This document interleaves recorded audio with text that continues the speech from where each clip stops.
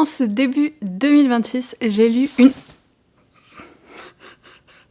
En ce début d'année 2026, j'ai lu une vingtaine de livres et je me suis donc dit qu'il était plus que temps de vous faire une petite update lecture.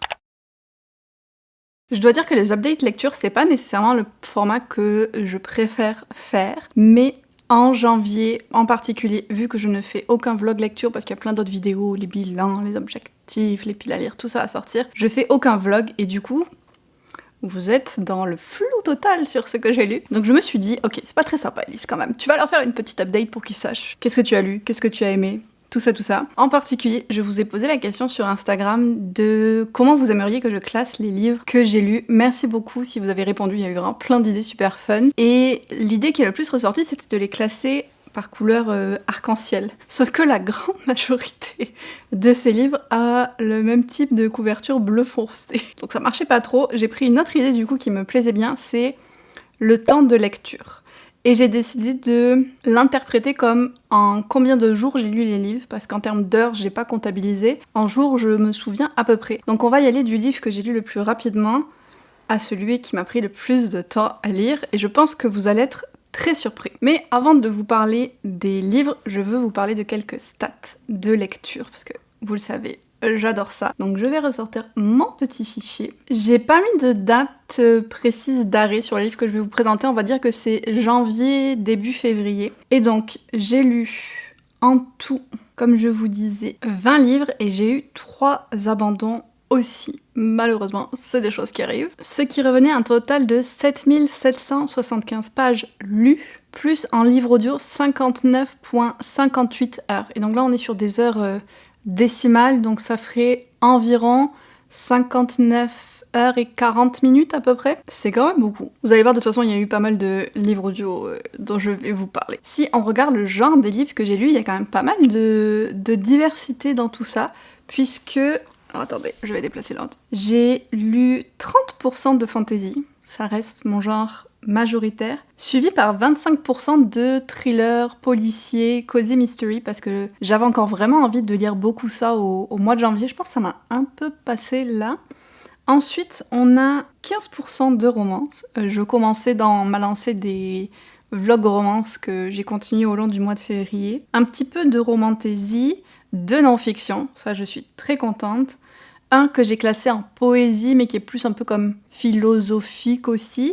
Et un en horreur. Et alors ça, who am I? Surtout qu'en plus je l'ai beaucoup aimé, je vous en reparle. Au niveau du format de lecture, j'ai lu 13 livres en papier, 5 en livre audio et 2 en livre numérique. Une autre stat qui m'intéressait beaucoup, c'était d'où venaient les livres que je lisais, parce que comme je vous disais, je vais essayer d'en acheter moins et d'emprunter plus à la bibliothèque. Et si on regarde la bibliothèque, il y en a 6, c'est mon pourcentage le plus important avec 30% de ce que j'ai lu qui venait de la bibliothèque. Donc je suis contente. On a ensuite quand même en deuxième les achats neufs et ensuite les services presse avec 20%.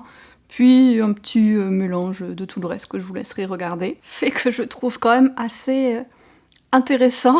Il y a seulement 4 des livres que j'ai lus qui étaient en français. Tous les autres étaient en anglais. C'est beaucoup. Je pense que c'est plus que d'habitude. Je me demande quand même si ça va s'équilibrer d'ici la fin de l'année, parce que d'habitude je suis plus à 50-50. On n'en est pas du tout à ça là. L'autre stat qui vous intéresse toujours, les notes que j'ai données aux livres. J'ai eu des bonnes lectures en ce début d'année. Il y a eu 3 livres à qui j'ai mis 5 étoiles.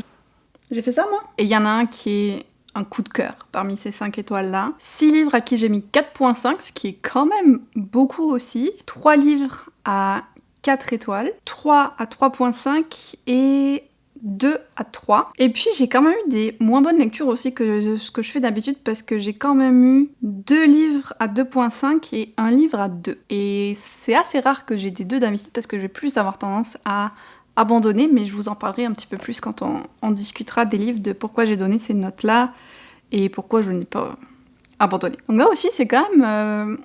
il y a une belle répartition de partout. Et puis il y avait une autre stat qui m'intéressait beaucoup cette année et qui est une nouveauté. Déjà j'avais fait un petit peu en disant est-ce que depuis combien de temps le livre était dans ma pile à lire et tout. Là j'ai voulu voir vraiment combien il y avait de livres que j'avais ajoutés à ma palle en 2026 versus ceux qui étaient déjà quand je les ai lus. Ce qui est différent de sortie en 2026 ou non, parce que je peux avoir acheté un livre en 2026 qui est sorti il y a 10 ans, peu importe. Et je pense que c'est mon enjeu pour faire diminuer ma pile à lire, c'est que je rajoute trop de nouveaux livres. C'est pour ça aussi que je voulais garder une trace de cette statistique, parce qu'en effet, sur les 20 livres que j'ai lus, il y en a 9, la moitié presque, qui ont été ajoutés en 2026. C'est énorme, c'est énorme. C'est que des nouveautés dans ma palle, du coup, qui me freinent dans la diminution. Donc 10 qui étaient déjà là et 1 qui était une relecture. J'ai aussi distingué ça parce que je trouvais que ça a faussé un petit peu les stats sinon. Et j'ai lu une nouvelle sortie de 2026 depuis le début de l'année. Mais c'est quoi? Ah oui, c'est un livre qui en fait n'est même pas encore sorti officiellement. Et un petit point sur les séries quand même, parce que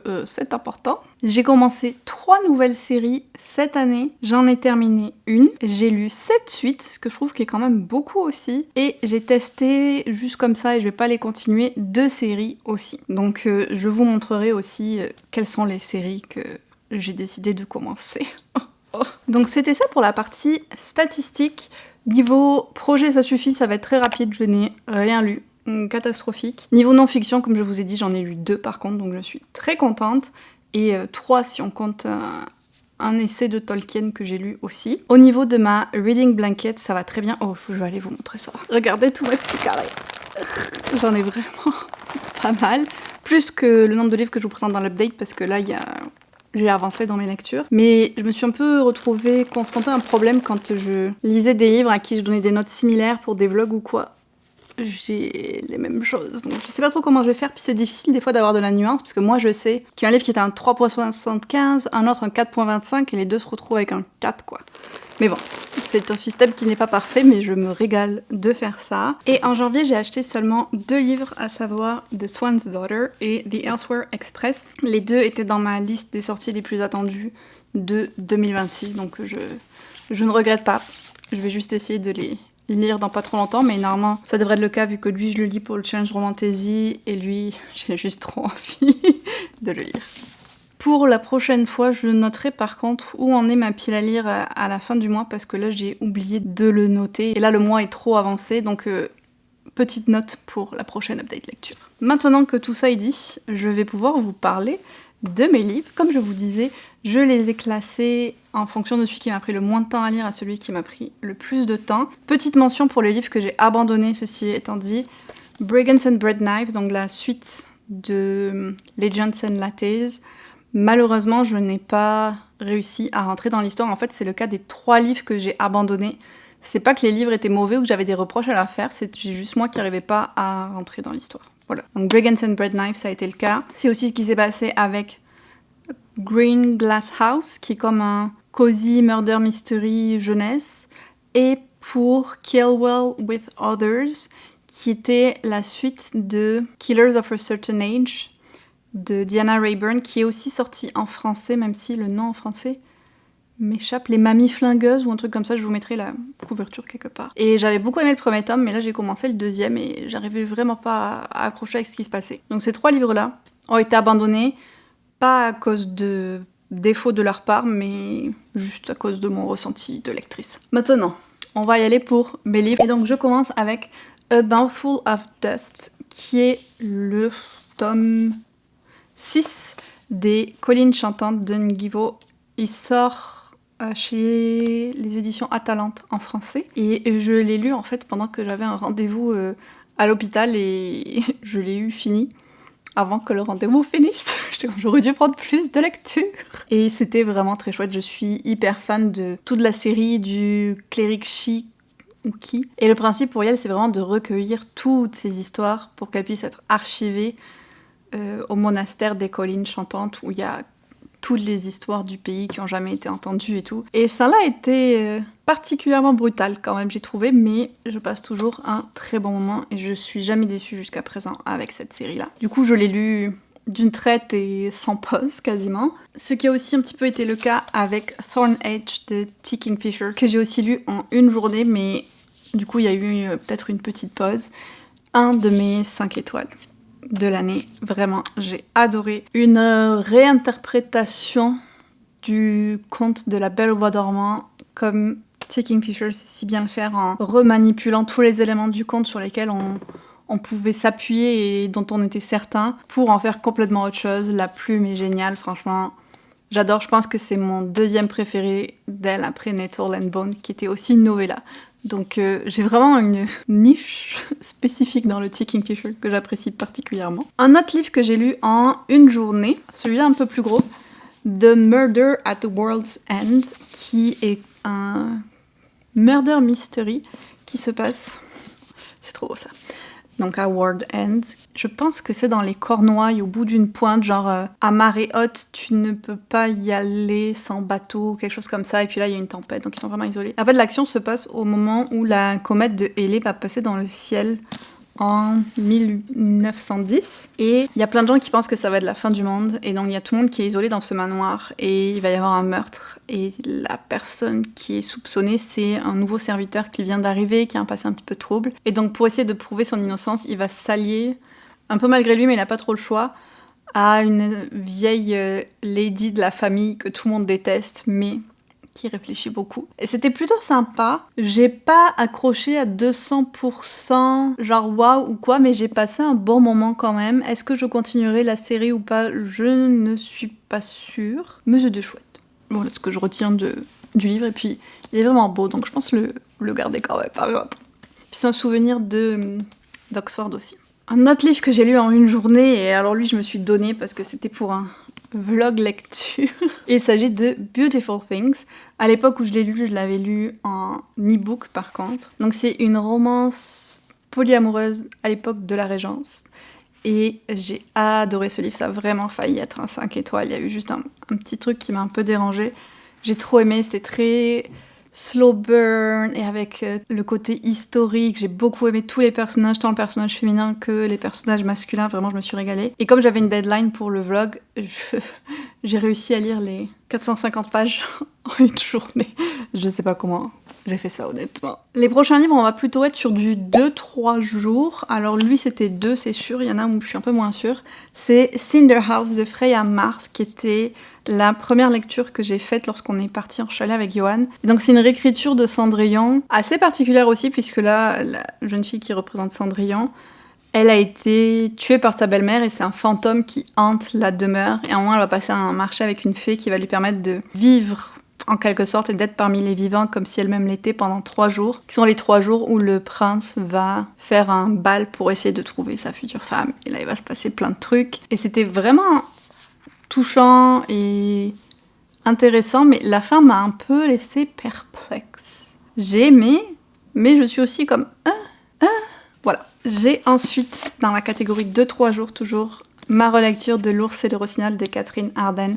Je me suis régalée, franchement, j'ai adoré cette relecture, mais j'ai pas eu l'impulsion de continuer. J'ai abandonné la lecture commune du Cold Winter Challenge, ça m'est jamais arrivé de ma vie d'abandonner une lecture commune que j'organisais. Je suis tellement ashamed et désolée, je me suis laissée emporter par les événements de la vie et je ne l'ai pas continué. Mais j'ai vu qu'il y avait plein de monde qui en discutait et tout ensemble et ça m'a rendue très heureuse. Et donc cette relecture-là, c'était super bien. J'ai encore une fois adoré me plonger dans cet hiver russe auprès de Vassilissa et sa famille, de voir comment ils vivaient, de voir la lutte entre la religion chrétienne et les pratiques anciennes avec les domovoi et tous les esprits du foyer et de la nature. Franchement, c'était super bien. J'adore son personnage à Vassilissa, vraiment, elle est incroyable. Et j'ai aimé le relire en sachant qu'est-ce qui s'en venait et repérer plus d'indices peut-être de choses. C'est un livre assez lent et très atmosphérique, mais moi c'est tout ce que j'aime. Oh, pour pas oublier les livres que je n'ai pas comme je fais à chaque fois. Ensuite, ce que j'ai lu en 2 jours aussi me semble, j'avais Heated Revelry, livre dont tout le monde parle, donc romance gay dans le milieu du hockey. Je vous ai partagé mon avis en vlog, comme Beautiful Things en fait. Donc je vais être très très brève. J'ai détesté. Voilà. Tout est dit. Si vous voulez avoir plus de détails sur le pourquoi de la chose, je vous laisserai aller découvrir le vlog où j'en parle en long, en large et en travers. Par contre, la surprise, du moins une des surprises, ça a été que j'ai donné un 5 étoiles à un livre d'horreur. Moi qui déteste l'horreur, je suis en train de découvrir qu'il y a des types d'horreur que j'aime bien en fait. Notamment Girl Dinner de Olivia Blake. Encore une fois, comme tous les livres d'Olivia Blake, très mal noté sur Goodreads. Il y a des gens qui adorent, il y a des gens qui détestent. Il y a des gens qui continuent à essayer, alors qu'ils devraient savoir au bout de plusieurs livres que son style d'écriture est assez particulier. Moi, je me régale, je l'ai même annoté et tout. On est sur de l'horreur satirique qui va parler des thèmes de sororité dans une université, de tradwife, surtout de la place de la femme et de tous les paradoxes qu'on nous demande d'être en tant que femme dans la société actuelle. J'ai trouvé vraiment que ça parlait du patriarcat, du féminisme, de plein de sujets hyper intéressants, avec aussi une petite touche de cannibalisme, ce qui en principe me fait vraiment vomir, je vous jure. Et là, t'étais presque à te dire « Ah, mais je comprends !» Je comprends ce choix-là, en fait. Mais j'ai adoré. Très particulier, je le dis. Ce n'est pas nécessairement une recommandation que je ferai pour tout le monde. Là, je pense qu'on est plus dans le 3-4 jours, et j'ai The Enchanted Greenhouse de Sarah Beth Durst, qui vient de sortir en français sous le nom L'île au jardin enchanté. Je me suis aussi régalée. C'était pas un 5 étoiles, mais je pense que j'ai mis 4,5 parce que vraiment, c'était trop mignon. J'ai préféré celui-là au premier tome d'ailleurs. J'ai accroché avec les personnages Terlou et Yarrow. Je les ai bien aimés les deux à leur façon. Terlou très sunshine, joie de vivre et tout, mais qui cache en même temps une blessure au fond d'elle. Yarrow, qui lui est très bougon et solitaire, qui a vu tout le monde quitter l'île, est le seul à s'occuper des serres enchantées jusqu'à ce que Terlou arrive. Et comment ils vont s'apprivoiser un petit peu. En même temps, il y avait des plantes magiques qui parlent, comme dans le premier tome, et qui étaient trop mignonnes. Puis la magie des serres, ça donne très envie d'aller les voir. Et j'ai passé un bon moment. Voilà, une petite parenthèse enchantée. Style totalement différent avec le prochain. The Hairs de Farida Abike Iyemide, qui a écrit Ace of Spades, l'As de pique, notamment, qui est sorti en français. Celui-là, c'est un livre qui va sortir en juin 2026. Je l'avais récupéré vraiment d'avance à la Yalc à Londres. J'avais pu rencontrer l'autrice, elle me faire signer, elle était trop chou, trop belle et tout et tout. Et on est sur un murder mystery type à couteau tiré, un de mes films préférés, où il y a une fratrie. En fait, il y a 3 frères et 2 sœurs, tous adoptifs. Un peu à la Umbrella Academy, en fait, ils ont été adoptés par un monsieur riche qui voulait un peu tester sa théorie sur eux, comme quoi le génie, c'est quelque chose qui est acquis et pas inné. Et donc ils ont été un peu ses cobayes, et là le monsieur vient de mourir, ils sont tous dans la maison avec les invités qu'il y avait pendant la soirée, et la police essaye de trouver le coupable, et on les suit eux avant, pendant, juste après le meurtre, et on regarde comment on en est arrivé là un petit peu. Et c'était vraiment pas mal. J'ai passé un bon moment. Pas aussi addictif que l'As de pique, mais en même temps, l'As de pique, je l'ai lu dans des circonstances assez particulières, où j'étais malade et où je pouvais rien faire d'autre que d'écouter mon livre audio. Donc j'étais à fond. Celui-là, ce n'était pas le cas, mais j'ai beaucoup aimé quand même. À voir si il sera traduit ou non, je ne sais pas du tout. Un livre que j'ai lu au format audio maintenant, Tourist Season, qui fait aussi partie de mon vlog romance, donc pareil, je vais en parler très brièvement. Ça a été une surprise, un peu bonne, un peu moins bonne par moment, mais une surprise de lire cette romance avec des tueurs en série. Ça te fait vraiment recalibrer ton éthique et ce que tu considères normal. Je dirais ça comme ça. C'était une expérience. Il est possible que je lise la suite. Le prochain, je le regarde plus qu'un bon souvenir parce que c'est ma lecture préférée du début d'année. Il va être dans mon top, c'est sûr. À quelle position, je ne sais pas. Mais il va y être. Et il s'agit de The Everlasting de Alexi Harrow. Ça, c'est mon édition All Crate. J'ai mis des post-it, mais je voulais pas la noter. Donc, je me suis acheté une édition normale que je vais pouvoir tout réannoter, surligner et tout. Parce que, oh, j'ai tellement aimé ce livre. Premier livre qui m'a fait pleurer aussi de l'année. Mais j'ai tellement été touchée par l'histoire. Qu'est-ce que je peux dire sans trop en dire? Donc déjà, je suis à peu près sûre qu'il va être traduit, celui-là. Les Alexi Harrow le sont tous, donc ne vous faites pas de soucis, retenez juste le titre qu'il faut le lire.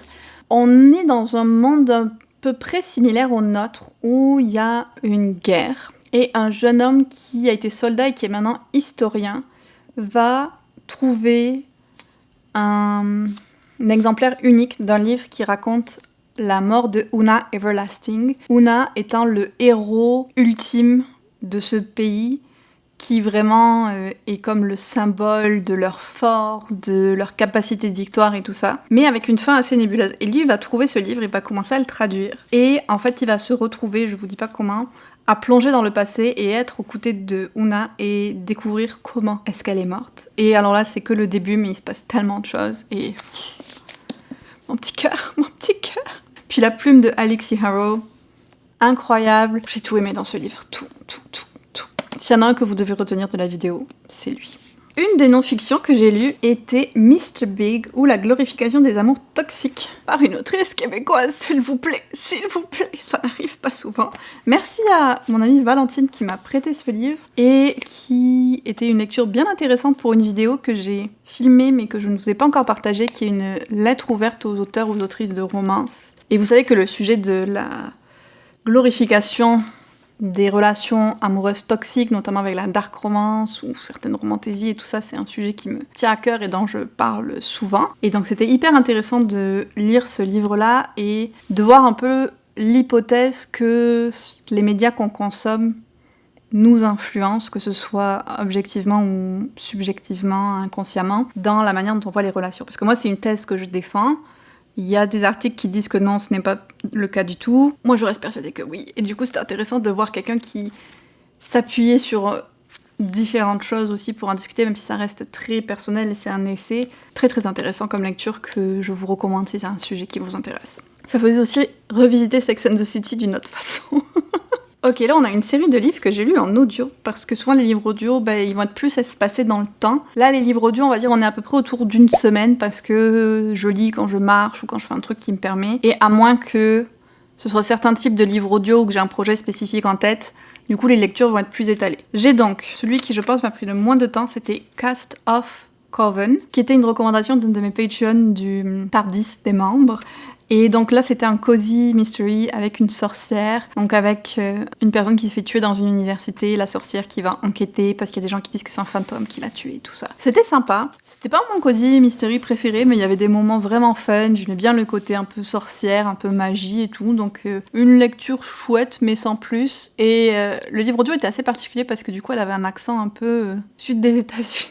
J'ai pas l'habitude avec les narrateurs audio. J'avais aussi The Body in the Library, qui est le Agatha Christie du mois de janvier pour le challenge Read Christie. Donc dans celui-là, c'est un couple qui, quand il se réveille, découvre qu'il y a le corps d'une personne qu'ils ne connaissent pas dans leur bibliothèque. Très mystérieux. Je me suis souvenue après que je l'avais vu, parce que c'est un Miss Marple, donc au mois d'octobre quand j'étais au Royaume-Uni. Ça m'a mis vraiment très longtemps à me souvenir de qu'est-ce qui s'y passait, donc c'est presque comme si je redécouvrais l'histoire. Pas mon préféré, mais je l'ai lu. J'ai aussi The Subtle Art of Not Giving a Fuck, qui était ma deuxième non-fiction, en fait ma première de l'année, mais la deuxième dont je vous parle. Je pense que j'ai mis à peu près 2 semaines à le lire parce que j'y allais petit à petit. J'ai beaucoup hésité à l'abandonner, celui-là. C'est un de mes 2,5, je pense. Mais j'ai continué parce que oui, le livre était assez court et je me suis dit, bon, allez. C'est vraiment comme peut-être pas des conseils ou du self-help, je sais pas trop, mais des réflexions sur quelle valeur on met aux choses. Est-ce que c'est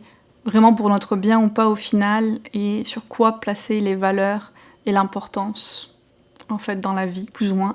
Il y a des choses que j'ai trouvées intéressantes, mais je pense que c'était des citations qui donnaient d'autres personnes. De façon globale, j'ai le même problème que j'ai eu avec un autre livre que j'avais essayé, que j'avais abandonné en non-fiction, c'est que je pense que la non-fiction écrite par des hommes blancs, quand c'est des self-help books ou des livres de développement personnel, des trucs comme ça ne marche pas du tout, parce qu'à chaque fois, tout ce que je peux entendre dans ce qu'ils disent, c'est le privilège d'être un homme blanc. Et puis, il y a aussi des choses qui disaient, en tant que personne qui a travaillé avec les victimes de crimes, j'étais pas 100% d'accord, je trouvais que ça manquait vraiment de nuances. Le prochain, je l'ai par contre beaucoup aimé. Il s'agit de The Impossible Fortune de Richard Osman, le dernier tome sorti du club du jeudi Enquête. Je pense pas qu'il est encore sorti en français par contre. Et qui me met à jour dans la série. Et ça c'est merveilleux parce que j'ai commencé cette série il y a plusieurs années. Et à partir de septembre jusqu'à janvier, j'ai lu les 4 tomes que j'avais dans ma palle et que je n'avais pas encore lu. Donc je suis très contente. Et je me régale toujours de suivre le quatuor d'enquêteurs à la retraite de ce livre-là. J'aime beaucoup les personnages et les enquêtes sont quand même intéressantes. C'est pas ma préférée, mais j'ai aimé quand même. Puis le début commence très fort. On est plus là aussi sur du murder mystery que du cozy mystery, je disais, mais j'aime beaucoup le temps. Je sais pas combien l'auteur a prévu de livres, par contre, j'espère que ce sera pas un nombre fini. Et là, il reste les 2 livres qui m'ont mis le plus de temps à lire pour des raisons très différentes. Le premier, c'est A Harvest of Heart. A Harvest of Heart. pas facile à dire, qui était la lecture commune Patreon pour le mois de janvier. C'est pour ça que ça a été lent, c'est parce que j'ai essayé de respecter le rythme des chapitres par semaine, donc je l'ai lu sur 4 semaines. On est un peu dans une espèce de malédiction en ce moment avec nos lectures communes. Ça va s'arrêter au mois de mars, parce que la lecture du mois de mars, je l'ai déjà lue, et je sais qu'elle est géniale. Mais là, on en a eu quelques-uns moyens, et celui-là, c'était le cas aussi. J'ai été très intriguée par le côté mélange de Déraciné, de Naomi Novik et du château ambulant.